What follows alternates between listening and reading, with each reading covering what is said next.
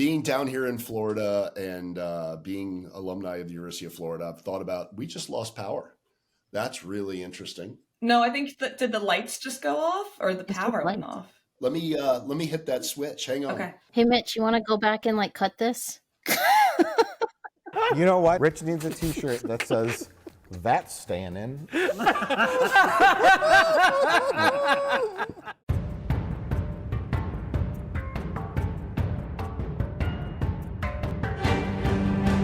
Hello and welcome to this episode of Women in AV Podcast. Thank you to our guests for joining our friends and family episode, which is actually just family.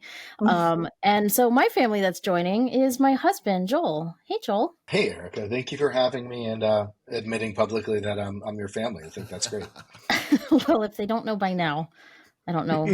Nobody's really listening. And my amazing co-host, Jennifer. How you doing, Jennifer? I'm doing great. How are you doing, Erica? I'm pretty good. And your family is with us here too. Yes, my much older brother, which I like to tell everyone, is here with us. I had to get that in. So my older brother is with us. He's also the president and owner of RTSales. So hi, Bert. Thanks for joining us. Thanks for having me. I appreciate it, Jen. Yeah. So the first topic I wanted to bring up is that you are all Jeep people. I don't have a Jeep. What? This is like a religion for you guys, this Jeep people thing. So talk about your Jeeps, guys. That's a really broad statement. So I also want to say that more specifically, to be a Jeep person in this club, you have to be a Wrangler person. Yeah. Bert had a Wrangler when I was in college. Well, they're all Wrangler. It's still a Wrangler. It's just now the Wrangler JL. So it's, but yeah, back then it was a CJ. So it was an old one. So this is my 5th Jeep I think I've owned. So I've always had them on and off for years. I had one that just lived in the garage with, I literally took the doors off of it the day I bought it and put the doors back on it the day I sold it. And it was just beached away. That was the only purpose of it. That's awesome. How about you guys? How many Jeeps do you have between Erica and Joel? How many have you had? Collectively 3. Okay. So I had my old Jeep when we met, and then we ended up getting my newer Jeep, which is a 2016 4-door Wrangler. Her name is America. She is hydro blue and American themed. And then during COVID, Joel, do you want to talk about your Jeep? Yeah, I liked her Jeep so much, I needed my own because she doesn't share. So I got Tiki, who is as bright green as you possibly could imagine, which is great because I can never lose it in a parking lot. It's perfect. That's awesome. I have a Mojito as well. Oh, I love that color. We're part of the Jeep, green Jeep crew, Erica. You're part of the blue crew. So you're kind of missing out. Blue's better. I agree with blue is better. If I could choose one, I would. Does your Jeep have a name?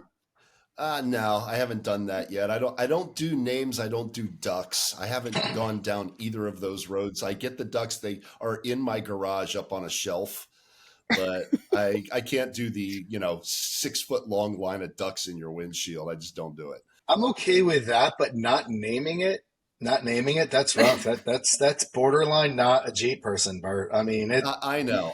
Just because you own a Jeep doesn't mean you're a Jeep person. Well, holiday themed and green, we could call it the Grinch. Right. So you're very bah humbug by not naming it. So I think it's very fitting to name it the Grinch going forward. I am alumni of the University of Florida. They call the stadium the Swamp. So I have a green Jeep. We're in Florida. So I thought about calling it Swamp Thing, which, get that kind of slimy lettering. That's a great one. I just haven't done it because I have zero bandwidth to do anything.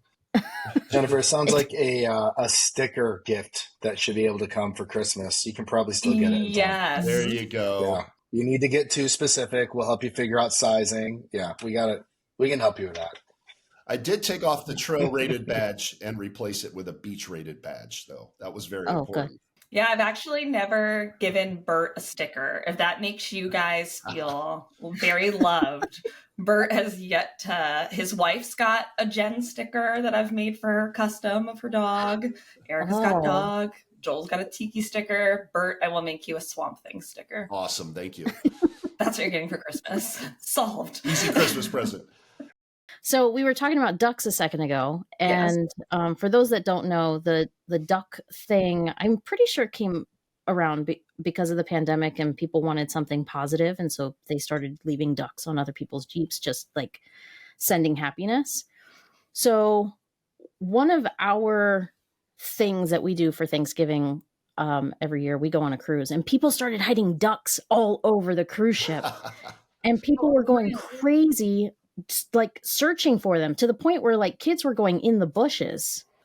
So when did that start? Since last year. It wasn't like that last year, and this year they were everywhere. But she also said plants on a cruise ship, so that's also kind of exciting to have a whole garden. But it was interesting. It was definitely interesting. I wonder if rubber duck sales have gone up. Even my mom got excited over finding these ducks all over the cruise ship. I'm like, I love you. I'm not going to go look for ducks, Mom.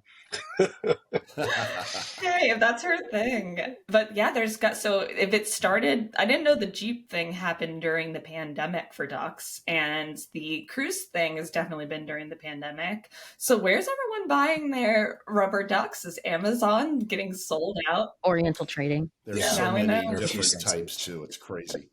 So yeah, that's your holiday tradition. So our holiday tradition, Joel likes to get away from family. Do you want that on the podcast? That Joel likes to get away from family? Well, it's more like for Thanksgiving, right? It's like everybody fights about like who's going to see who for Thanksgiving or for Christmas. So a couple years ago, we decided, you know what, we're going to go on a cruise, and whoever wants to join us can join us. And that's actually worked really well for our family. So this past year, Joel's mom joined us. We had the kids with us. Mm-hmm. So it was a good family vacation. And you don't have to worry about like cooking and cleaning, and, you know, everybody's already entertained with everything going on the ship. It removes the stress of the holiday. Yeah. Bert, do you want to talk about your recent cruise? Oh, what happened there? Yeah, we showed up at the cruise ship. Like I said, I have no bandwidth. So going Mach 5 with day to day, and we showed up at Port Canaveral, and we're in line getting ready to get on the boat. I literally had packed like 2 hours before that, threw everything in the back of the truck, drove over there. And as we're walking up to the cruise terminal, my wife pulls out hers and her two sons' passports, and I had an moment. My passport's is sitting back at a home in Claremont, Florida. So I had to literally sprint to the truck. Now, we had gotten there early, so I still had about 2 hours, but it's an hour to Claremont and an hour back. And I missed the boat by less than 10 minutes. So they saw him as the boat was going off. His family saw him running. So I sat at Grill's Tiki Bar and literally watched the boat sail away without me. While I sat there with my beer, I booked a flight to St. Thomas and picked up the boat there. So that was my most recent cruise But the moral of the story is, if you miss the boat, you could always get lionfish bite at Grill's. Those are good. That's right. Exactly. So I literally took video of the boat sailing away. It was hilarious. It actually was fun. You know, I flew to St. Thomas, and it was almost like I felt like I was a pirate or something, you know, because St. Thomas is a very pirate island. It's one of the big islands in the old pirate stories. So there was just a lot of fun sightseeing to do. And frankly, I didn't want to be stuck on a boat for 8 days, you know, so it actually worked out. We still got a lot of the cruise in. I think I still got 5 days of cruise, and we had a blast. That's awesome. Yeah. But this year there's no one escaping, and everyone is coming to my house for Christmas. And it's the first time all of my siblings will be in the same place at the same time in, oh my goodness, I don't know how long. Your sister's coming too? Yes, my little sister's coming. Exciting. Yeah. So my twin brother's he's in the Marines, been in the Marines for 12 or 13 years now. He's been stationed in Japan and San Diego and places where by the time he flew home, he would have to fly back. So he's now in North Carolina, Jacksonville, North Carolina. So he's going to be able to make the drive. Bert, his wife, and their stepchildren are driving up. And then, that's those are all my siblings. So, That's and Melody's awesome. flying over from, awesome. she's in Scottsdale now, or Flagstaff, or Phoenix, or something like. She's moving. It'll be our first Christmas all together with Olivia. It'll be pretty awesome. Oh, that's awesome. Yeah, and as you guys know, Kennestone Hospital has a huge helicopter pad, and Santa is flying in on the helicopter next week. That's cool. And Olivia's going to get to meet Santa.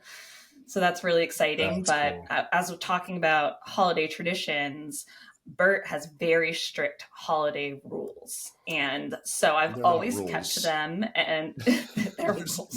Nobody has to oblige to them other than myself. So there's a deep guilt if you don't follow them. So my friends in college would always make fun of me. I was like, no, we can't do any Christmas music until after Thanksgiving. That's a huge rule. Mhm. Can't put the Christmas tree up till after Thanksgiving. correct. There's cinnamon rolls Christmas morning. I don't even eat cinnamon rolls, but we make Yeah, them. there's a lot of really strict rules in there, actually. Like, the whole Walmart putting up Christmas decorations on October 1st thing just is, I want to go in there with a baseball bat sometimes, and be like, no, this is wrong. So it's, I have a very strict rule that when Santa comes down the street on Macy's Thanksgiving Day parade and stops in front of Macy's, it's officially Christmas, and you shall not put up Christmas decorations until that moment. So yeah, it's a little weird. I have my Christmas rules, and there's movies that must be watched, and they're not your typical Christmas movies. It's not Miracle on 34th Street. It's Die Hard. It's which is a Christmas movie. Which We is are very all much going to say that. It's not a Christmas movie. It's the Christmas movie. Let's just say yippee-ki-yay. We'll leave the rest out. Yeah. Yeah. So yeah, what you eat, what you drink, all those things. It's like I'm obsessively ritualistic about it. We're good on the decorating part. I mean, the decorating decorating, I guess in general, it's kind of a challenge anymore. We're not here ever, so why decorate? I love it. We considered decorating. Last year we put up a tree with no ornaments. Okay. Lights? But it's pre-lit. There you go. But we're here so little, and then we're like up and at 'em as soon as it gets cold. Like right after Christmas, it's like, okay, January in Florida. I know we're in Georgia now, but snowbird season is definitely a thing around here. I don't like being cold. Oh, Bert hates it, and I kind of feel bad because his original Christmas plans were to be in Miami to watch the Dolphins-Cowboys game, and then I ruined it by inviting them for Christmas.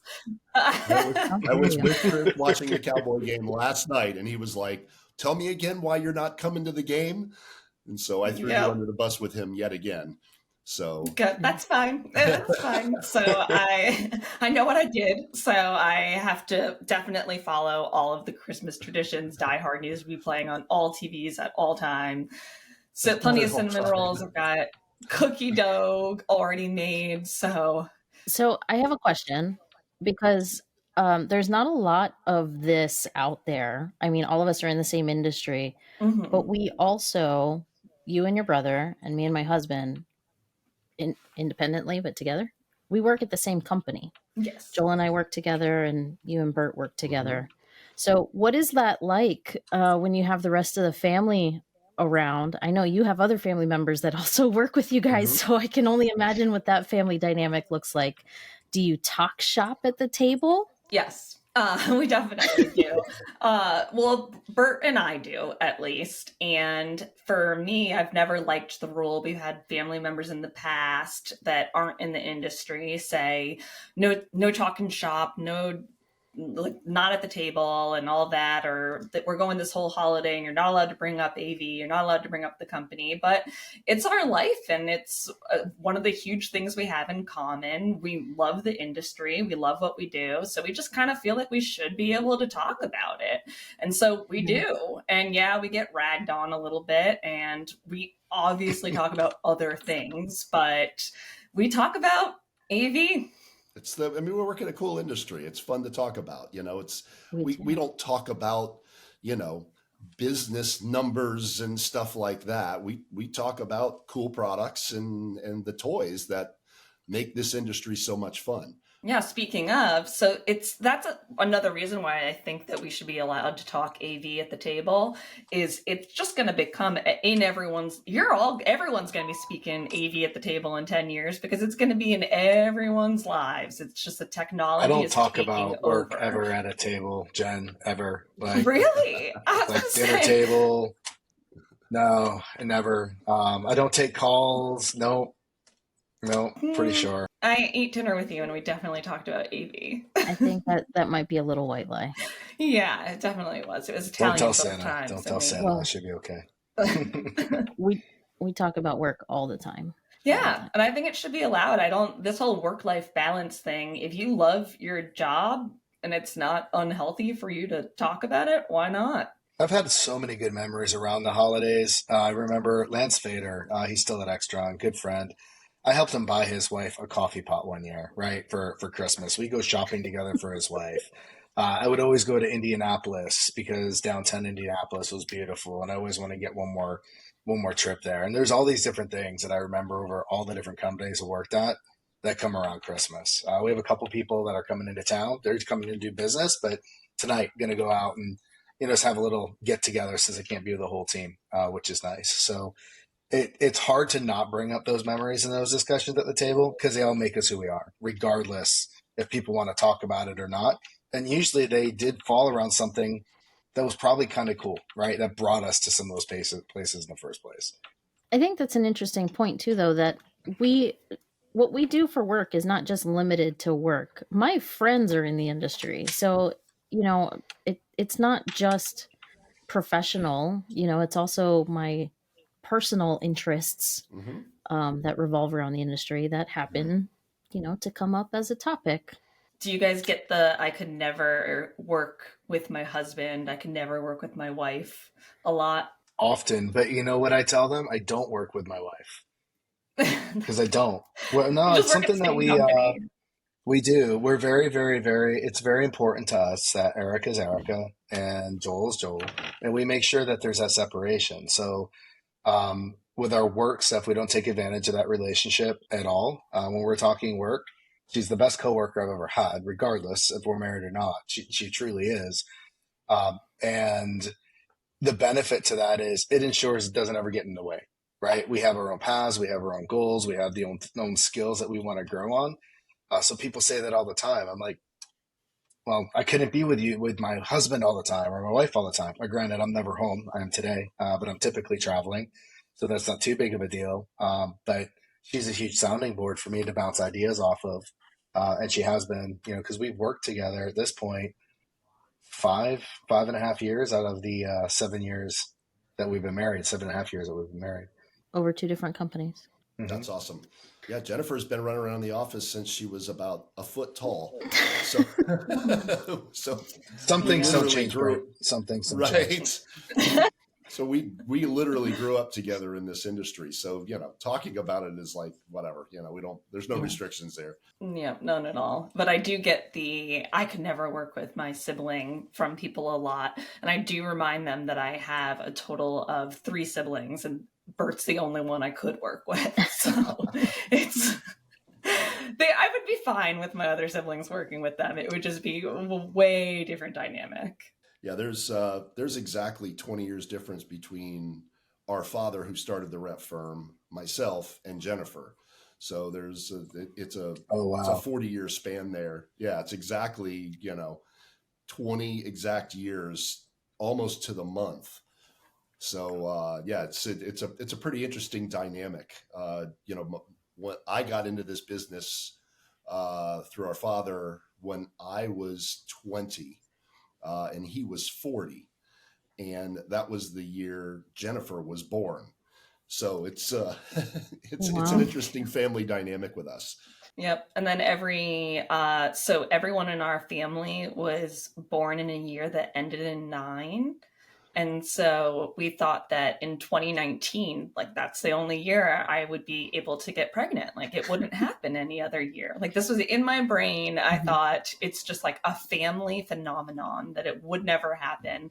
And I was out with Bert on Halloween and we were joking because it was the year 2020. So we were joking and we're like, oh, missed it. I won't be pregnant till 2029. Like, woo, going crazy. And drinking. I was probably pretty deep. We were at Rocco's Tacos, pretty deep in the margaritas, and I was pregnant while bragging about not being pregnant for another 10 years. Wow. So I thought I just had a bad hangover the next few days, but it was not. No. So I ruined that little family tradition. Speaking of family traditions, I ruined that one.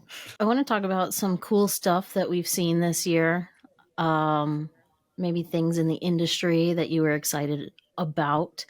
And I'll start just at a very basic level. Infocom this year felt like it had the highest energy in multiple years running. And I was very excited about that.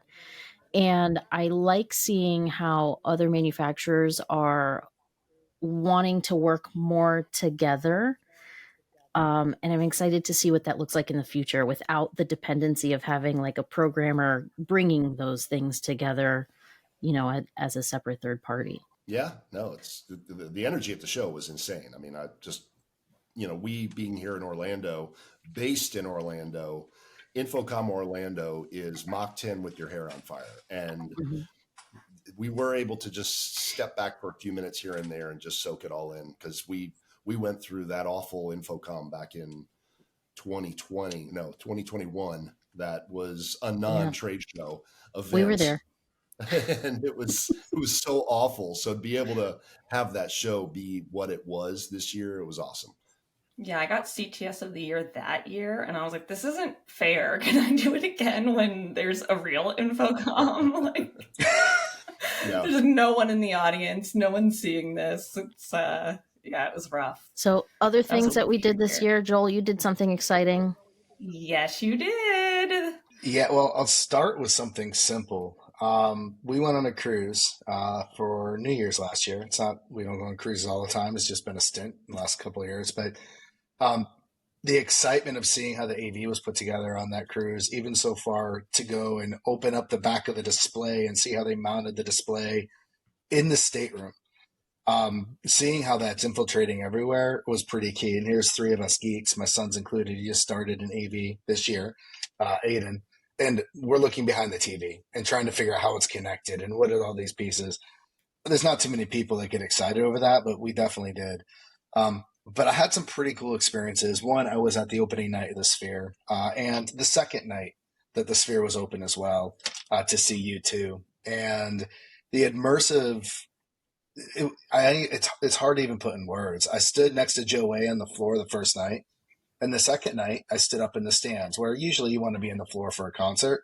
The stands by and far on the second level, hands down, was the best experience I've ever had at any live event ever in my life. The floor was cool, don't get me wrong. U2's 20 feet away, you see them. But as soon as you got in the stands, everything was immersive. And that second level, everywhere you looked, everything was around you. And then the audio portion of it surrounded you. You didn't get that when you're on the floor. So you're sitting here, and my son and I being at the concert the night before, like, yeah, not much is going to be different. Totally different experience. Hearing songs and this and all. It was just amazing that you could go to an event like that. And people were talking about the visuals being too much. They weren't. I mean, it was all part of the song, and the immersiveness and how U2 played to that was fabulous. The set was simple. It looked like a record player, like a turntable with a record on top. It was fabulous. Absolutely fabulous. Yeah, the outside of the Sphere, you know what? It's pretty cool.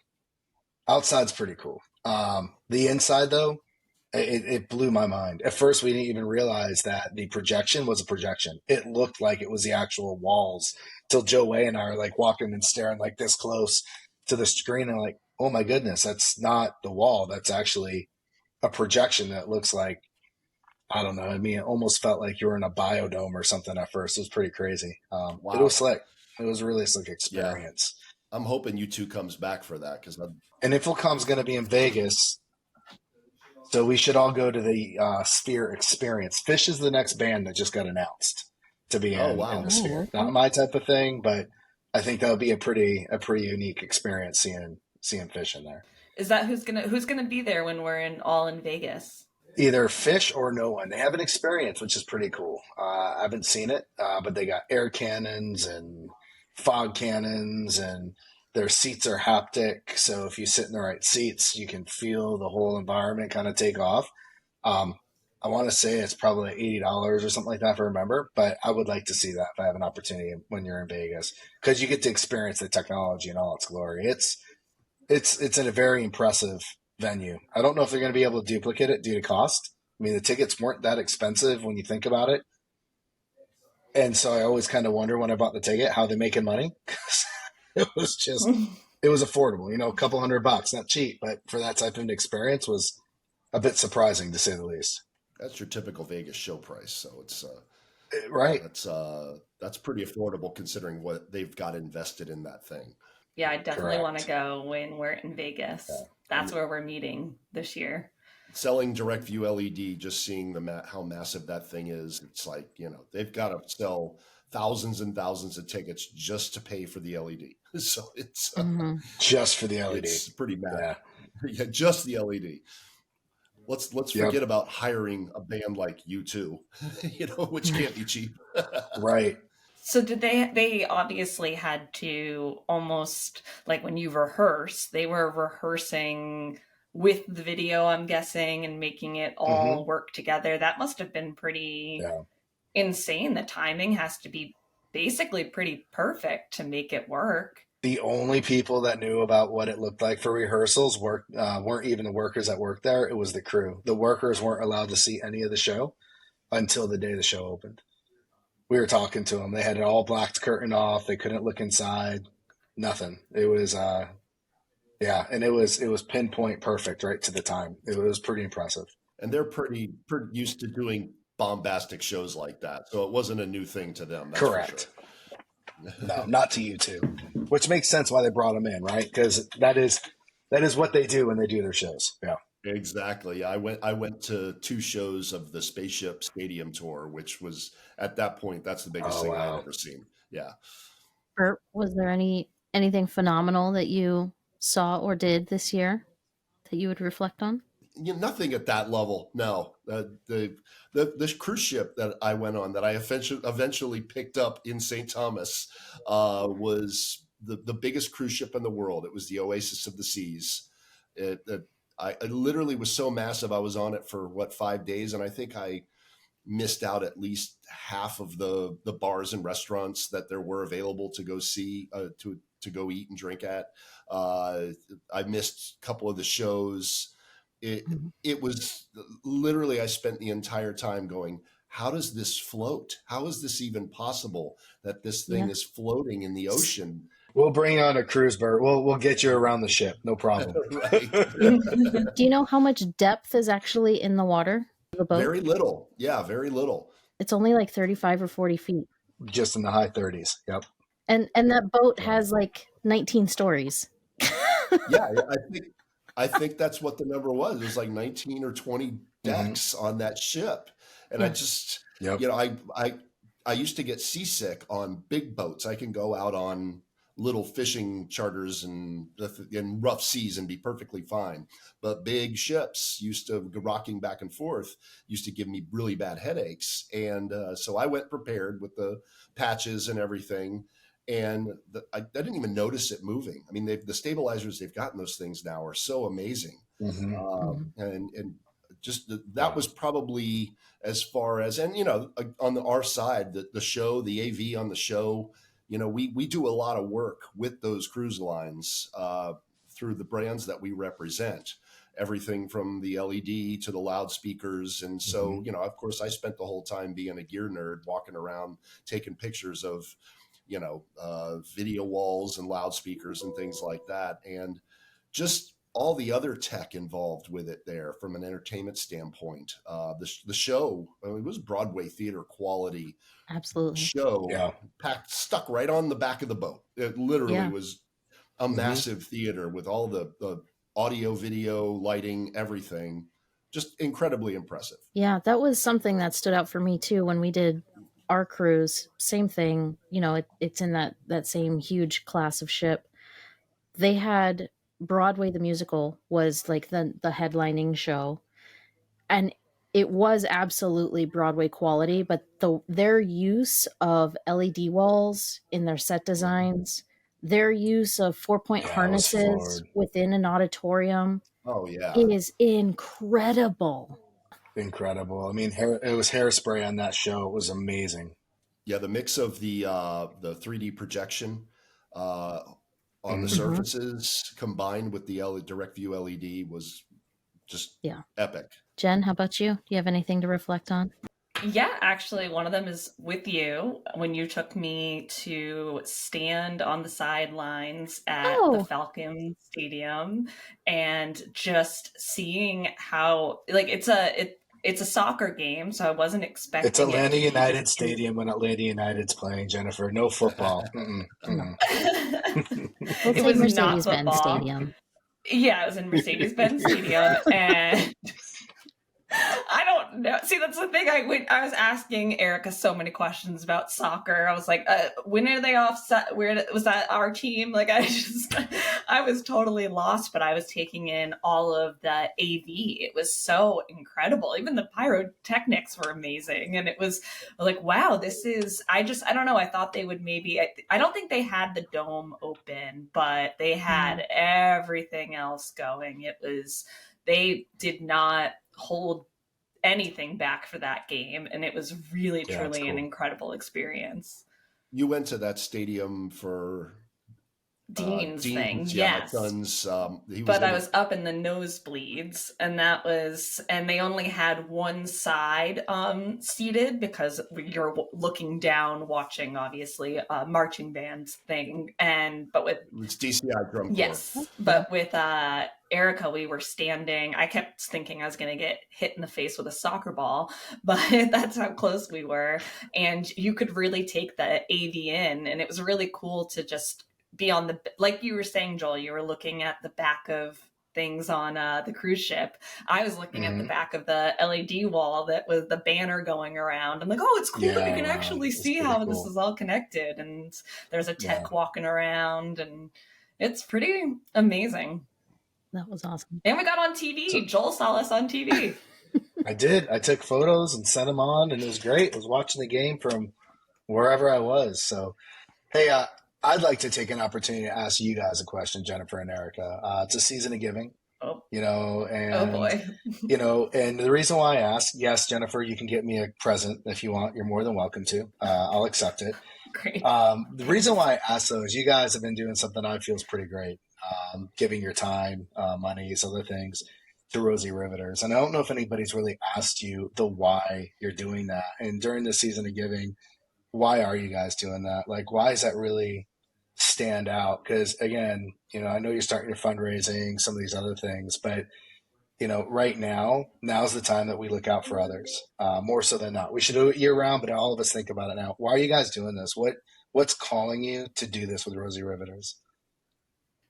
Well, for me, one of the things is actually related to Bert, is the fact that I feel so comfortable in the industry because my brother is always there to support me through everything. He's never told me I couldn't do anything. He's always supported everything I've wanted to do. I feel safe at events always because no one's going to mess with me when my brother's around. And it didn't even occur to me till recently that maybe other women didn't feel as comfortable in the industry, and maybe they don't want to jump headfirst into the industry because it's not a comfortable place for them. And then I started saying I should be that big brother for the industry and get more representation, make women feel safe. And Erica and I, when we met up for the first time, we decided that a great way to do it would be to start them show girls at a young age that this is something they can do. And so that's why I started it. And seeing what Erica is capable of was also really inspiring. Oh my gosh, you guys. So for Joel, I didn't know you were going to ask that, and I appreciate you for bringing that up, because I don't think that I've ever actually really talked about it, about my real why. And I mean, we've always told the story, like, what can we actually do to make a difference, which is absolutely true. But my why personally is that I found a family in AV, and I felt like I was part of something that was way bigger than me. Growing up, I didn't finish college. And, there were a lot of things in the world that said you have to go to college to do the thing you want to do. And I'm sort of really glad that I stumbled upon AV, but I want other people to feel what I have felt from the industry, because there's not an industry in the world that's like this. You don't have to have a formal education. You can learn anything that you need to learn as long as you're willing to learn it. And you can just, people just accept you, you can be a part of that without having to live up to somebody else's expectations. It's important to show that to girls too. That's the whole point. That's awesome. Yeah. I didn't tell anybody I was going to ask that. It is. Yeah, I was going to say, Joel, you sprung that one on us. I figured I would. I thought it would be good. But I think what you guys have done are amazing. And I've seen, firsthand some of the stuff that you've been doing through what's going on out in Colorado and other places. It's pretty cool to see that stuff really take off from really a mountain of nothing to this huge, monolith that's starting to grow as people are getting more information as to what Rosie Riveters can do and the reason behind it. So we're going to take the opportunity to find out what your why is. No, that's great. And I'm really proud of Jennifer, how far she's taken this thing. I mean, it's insane. Every time I just think about it, I remember years ago in the office, I showed her what a CTS is. And I said, you might want to consider getting this just to give yourself some more street cred when you're talking to our customers. And they go, oh, she's a CTS. And just, it's the typical guy thing, not taking a woman seriously. And those three letters just immediately get you cred. And so she took it and just kept running with it. And here we are with what you guys are doing now. It's just amazing. Not only did she keep running with it, I want to tout Jennifer for just a minute, because she's made the 40 under 40 influencer. She's gotten CTS of the year. Like, she's doing great things for the industry to really be that model that we want to show kids, right? Jen and I are in this together, and, we've worked really hard at our careers, but at the same time, it's being a different kind of role model for kids to show them that there's a path and a way. And, it's not that hard to just be a good person. Yep, exactly. Yeah, right. It's the minimum. Yeah. That's true. Well, I appreciate you saying all that, Erica, and you know how I feel the same. And for me, the most exciting, we've got a crazy week ahead, obviously really excited about all the holidays, but Erica and I are getting together on Friday to come up with our plans for next year, what we're going to do, what we're going to try to accomplish. And it's going to be the highlight of my week. So yeah. I'm excited about that too. Don't forget, we have an experience center down here in Orlando that is at your disposal. So excellent. Yeah, we're going to do some packing parties there. It's ready now.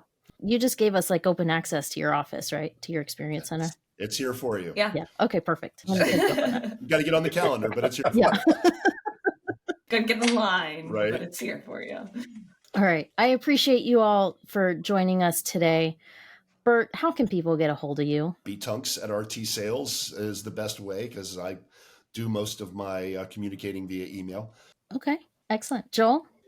J. Carroll at Mersive or the Joel Carroll. You can find me on LinkedIn or a myriad of other places here and there. So, or also call Erica. That's another way. You can always get in touch with me. It seems to work out.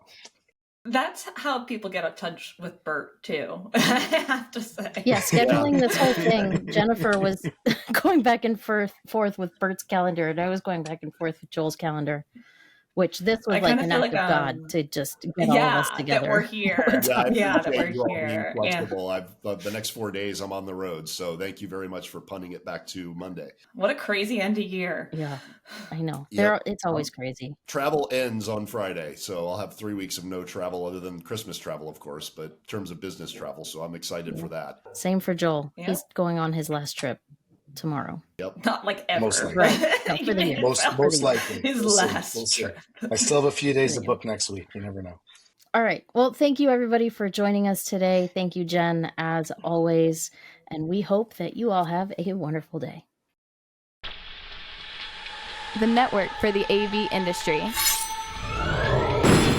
What are you listening to? This This is AV. This is AV Nation. This is AV Nation.